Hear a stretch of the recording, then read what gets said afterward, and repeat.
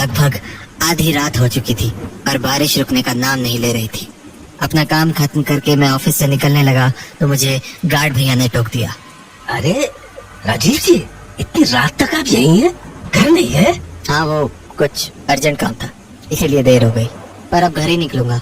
बेटा, शायद आपको पता न हो पर आज अमावस की रात है। आज रात बाहर अकेले नहीं निकलो तो बेहतर होगा। जाओ तो कल सुबह चले जाना। क्या बात कर रहे हो आप गार्ड भैया? कल दोबारा ऑफिस भी तो आना होगा मुझे। बेटा, बात मानो मेरी, आज रात अकेले मत जाओ। घर पे कुछ काम है भैया, जाना तो पड़ेगा। तो एक काम करो, कुछ देर रुक जाओ, मेरी ड्यूटी खत्म हो जाएगी, फिर हम दोनों साथ निकल लेंगे। अरे भैया, काफी लेट हो जाएगा मुझे और कल ऑफिस भी तो आना है। मैं निकलता हूँ, आखिरी बस आती ही होगी, वो छूट गई तो दिक्कत हो जाएगी मुझे। चलो, गुड नाइट। बेटा रुको। देखो, मैं जानता हूँ कि आप मुझसे ज्यादा पढ़े लिखे हो और आपको इन बातों पे ज्यादा भरोसा भी नहीं होगा, पर फिर भी ये अपने साथ रख लो। ये क्या है? माता का अंगार है, मेरी पत्नी ने मुझे दिया था। इसे अपने साथ रख लो, ये आपकी रक्षा करेगा। अरे भैया, क्या आप भी? बेटा, बात मानो और इसे बस अपने पास रख लो। ठीक है, लाओ। मैंने वो पोटली अपने जेब में रख ली और वहां से निकल गया। बारिश बहुत ज्यादा होने के कारण आसपास कोई भी नहीं दिख रहा था, तो मैं वहीं खड़ा खड़ा बस का इंतजार करने लगा। रह रहकर बादल बहुत जोर से गरज रहे थे और मुझे आसपास मेरे अलावा कोई दिख भी नहीं रहा था। कुछ देर वहां खड़े रहने के बाद मुझे अंदाजा हो गया कि शायद आखिरी बस भी निकल चुकी है। तभी अपनी दाईं ओर पर मुझे एक आदमी दिखा। अंधेरा ज्यादा होने के कारण उसका चेहरा तो ठीक से नहीं दिख रहा था, पर उसे देखकर ऐसा ही लगा कि वो इसी बस स्टॉप की तरफ आने वाला है। मैंने इस बार अपनी गर्दन बाईं तरफ मोड़ी, पर पूरी सड़क सुनसान थी। मैंने दोबारा उस आदमी की तरफ देखा, पर वहां पर अब कोई भी नहीं था। मुझे यह बात काफी अजीब लगी, क्योंकि अभी थोड़ी देर पहले मैंने वहां पर किसी को देखा था। मैं इस बात को समझने की कोशिश कर ही रहा था कि मुझे उस तरफ से एक कैब आती हुई दिखी, तो मैंने कैब को रोकने के लिए इशारा किया, पर वो कैब मुझसे आगे निकल गई। तो मैं हताश होकर दोबारा उस तरफ देखने लगा, पर तभी मुझे अपने पीछे गाड़ी के ब्रेक की आवाज सुनाई पड़ी। पलट कर देखा तो वो कैब रुक चुकी थी। मुझे लगा चलो अच्छा है, कुछ तो मिला। मैंने एक बार फिर पीछे की ओर देखा कि कहीं वो आदमी वही तो नहीं है जो मुझे कुछ देर पहले दिखा था, पर वहाँ कोई नहीं था। तो मैं कैब में जाकर बैठ गया और ड्राइवर को अपना एड्रेस बता दिया। SBI कॉलोनी भैया। कैब चल दी।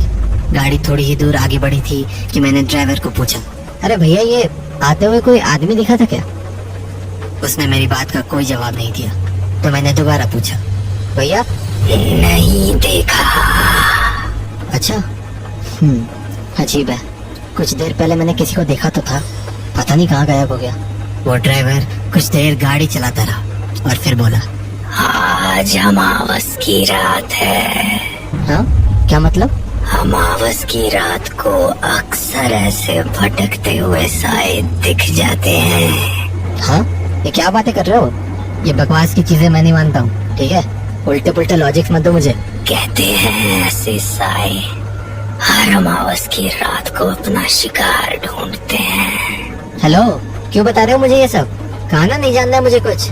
और अगर किसी इंसान की नजर इन सायों पर पड़ जाती है, यार स्टॉप इट, समझ नहीं आ रहा है क्या तुम्हें? तो उसकी मौत तय हो जाती है। अरे तुम पागल वागल हो क्या? गाड़ी रोको यार, मुझे नहीं जाना है कहीं। जैसे आज तुम्हारी मौत तय है। व्हाट नॉनसेंस, तुम्हारा दिमाग फिर गया है क्या? लिसन, गाड़ी रोको, मुझे नहीं जाना है कहीं भी।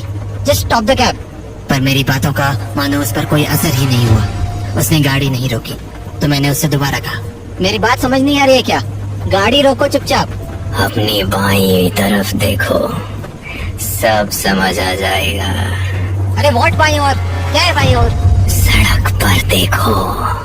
उसके बोलने पर जब मैंने अपनी गर्दन सड़क की ओर मोड़ी तो मुझे वहाँ एक आदमी खड़ा दिखा। कपड़ों से वो भी कोई कैब ड्राइवर ही लग रहा था और अंधेरे के कारण उसका चेहरा ठीक से दिख भी नहीं रहा था। मुझे समझ नहीं आया कि आखिर ड्राइवर ने मुझे बाईं ओर देखने को क्यों बोला, तो मैंने गर्दन वापस सीधी की और ड्राइवर की ओर देखा, पर सामने का नजारा देख के मेरे होश उड़ गए। वो ड्राइवर अपनी सीट से गायब हो चुका था। और गाड़ी अपने आप चली जा रही थी। मुझे समझ नहीं आ रहा था कि आखिर हो क्या रहा है। तभी गाड़ी में जोर का ब्रेक लगा और मेरा सर सीट पर जा भिड़ा। मैंने आंखें खोली तो देखा कि वो ड्राइवर पीछे मुड़कर मुझे ही देख रहा है और फिर उसने मुझसे कहा, साहब क्या हुआ, आप ठीक हो ना? क्या तुम कहाँ से आए? कहाँ से आया मतलब? तुम अभी तो गाड़ी में नहीं थे और गाड़ी अपने आप चल रही थी। क्या बोल रहे हो साहब, होश में तो हो? देखो पागल मत बनाओ मुझे। अभी थोड़ी देर पहले तुमने ही कहा कि आज मेरी मौत तय है और फिर तुम गाड़ी से गायब हो गए। कैसी बातें कर रहे हो साहब, भला मैं आपसे ये सब क्यों कहूँगा? छोड़ो, रहने दो। पक्का आपने कुछ नशा किया है, आपकी सोसाइटी आ गई है। मेरा भाड़ा दो और जाओ। उस ड्राइवर की बात पर मुझे अब भी यकीन नहीं हो रहा था।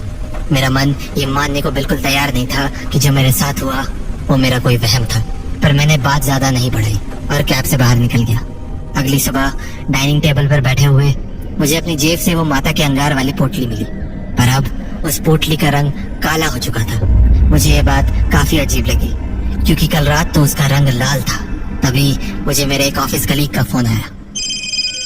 हेलो, कहाँ पर है? घर पर हूँ, ऑफिस के लिए निकलने वाला हूँ। क्यों? हाँ तो ऑफिस आते हुए पुरानी फैक्ट्री वाला रास्ता लेकर शमशान आ जाना। शमशान? क्यों? अरे वो गार्ड भैया थे ना, हाँ। कल रात एक एक्सीडेंट में उनकी डेथ हो गई। व्हाट? हाँ शायद किसी कैब ने टक्कर मार दी। एनीवे तू जल्दी से आ जा। अपने कलीग की बात सुनकर मेरे होश उड़ गए। मुझे विश्वास नहीं हो रहा था कि ऐसा कैसे हो सकता है। तभी मेरी नजर वापस से उस पोटली पर गई जो गार्ड भैया ने मुझे दी थी और मेरे आंखों के सामने सब कुछ साफ हो गया। मैं समझ गया कि अगर उस रात मेरे पास वो पोटली नहीं होती तो आज मैं जिंदा नहीं होता।